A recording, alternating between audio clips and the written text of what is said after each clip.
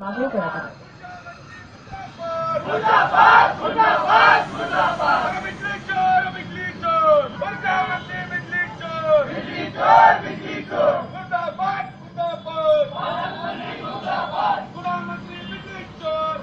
ऊर्जा मंत्रीच्या अर्धांगिनी त्या तिथे वीज चोरी करून आल्या, ज्या प्रतिष्ठानाच्या त्या अध्यक्ष आहे ते प्रतिष्ठान पूर्णच्या पूर्ण वीज चोरी करून आलो। तर या नैतिकतेच्या आधारावरती माननीय ऊर्जा मंत्री साहेबांनी, जे पालकमंत्री आहे, जे मायबाप आहे आपल्या नागपूर शहराचे जिल्ह्याचे, त्यांनी लवकरात लवकर त्यांनी राजीनामा हा दिलाच पाहिजे।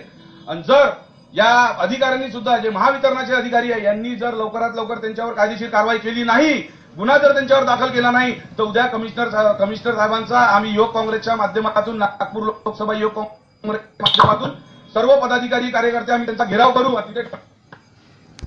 बिलं काढली नाही म्हणून माजी आमदारानं अधीक्षक अभियंताला नक्षलवादाच्या हातून जीवे मारण्याची धमकी दिल्याचा प्रकार भंडारा जिल्ह्यामध्ये घडलेला आहे। या प्रकरणी काँग्रेसचे माजी आमदार सेवक